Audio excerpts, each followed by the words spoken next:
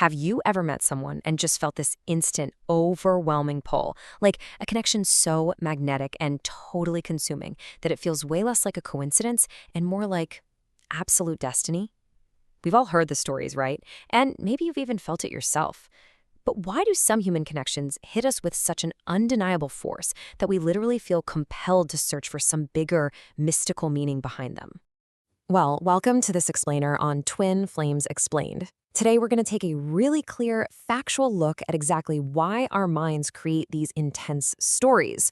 We'll unpack why we hold on to these overwhelming relationships, and we'll explore the hidden forces that make them feel so incredibly real.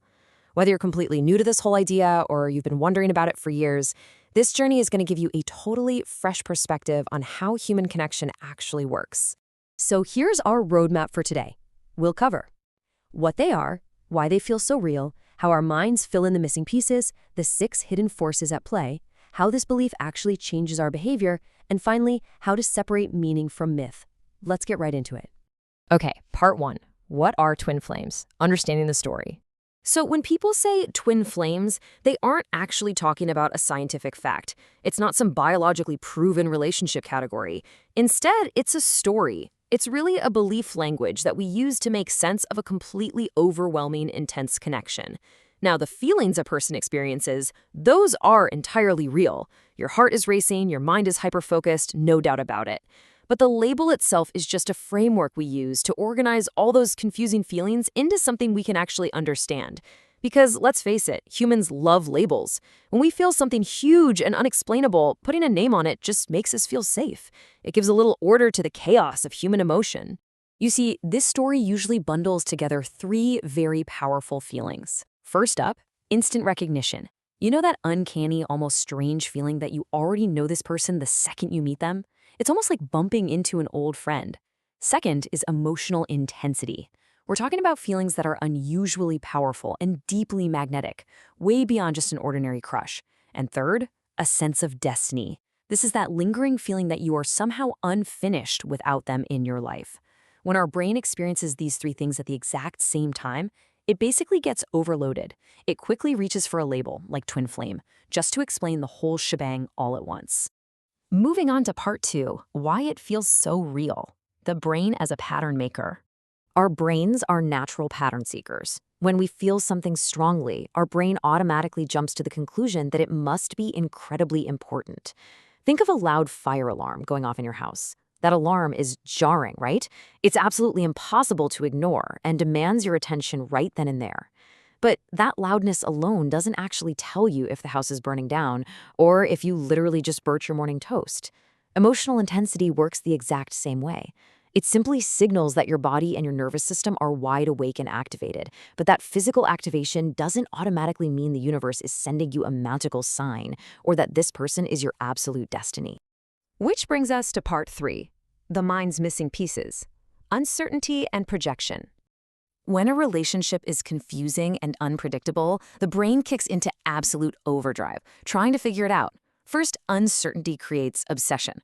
When we don't know where we stand, it's sticky, you know? Our brain is constantly scanning for clues, trying to solve it like a giant puzzle. Next, the mind fills in the missing pieces. The truth is, we rarely fall for a fully known, totally objective reality.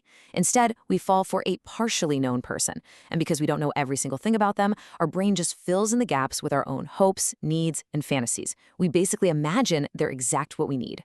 Finally, pain is mistakenly interpreted as spiritual depth.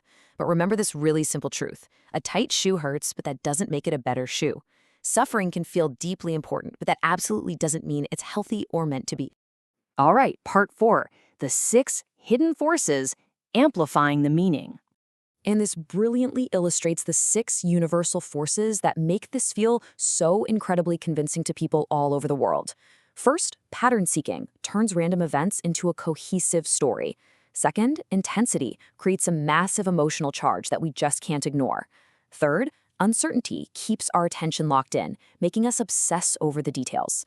Fourth, projection fills in what's missing, making the person seem absolutely perfect for us. Fifth, pain increases the emotional weight, making the struggle feel almost heroic. And sixth, hope. Hope preserves the possibility of a happy ending no matter what happens. When all 6 of these happen at the exact same time, the mind is literally screaming, this must mean something. But remember, meaning is not the same as evidence.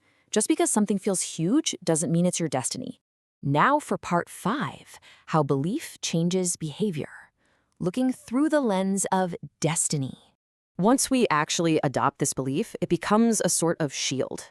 It completely changes what we notice, what we ignore, and honestly, what we put up with. I mean, it's so much easier for us to say, we're just being tested by the universe, than to admit the harsh, painful reality that a relationship might just be unhealthy. It's vastly more comforting to say, well, the universe has a plan, rather than facing the tough truth of, I'm attached to this person, but we are not actually a good fit. We use these comforting, magical excuses to protect ourselves from the very real disappointment that two people can care deeply about each other, but simply not belong together. It kind of softens the blow of reality, you know? Because as you'll see, the belief actually rewards chasing. Through this lens, pursuing someone who's pulling away feels like this noble devotion. When things are unstable and chaotic, it gets confused with passionate chemistry.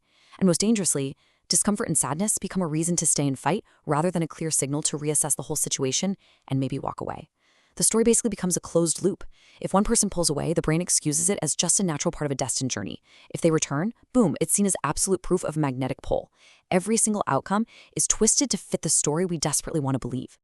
Finally, part 6, separating meaning from myth, finding clarity. So, what does this all mean for us? How do we stay grounded? First, honor the connection. You can care deeply about someone without needing it to be some magical destiny. A relationship can be profoundly meaningful and totally unforgettable, even if it ends. You can feel deeply without treating every single emotion as a hard fact. Second, ask better questions. Try to shift away from asking, are we meant to be? And instead ask, is this bond mutual? Is it safe? Is it sustainable? And third, practice cleaner seeing.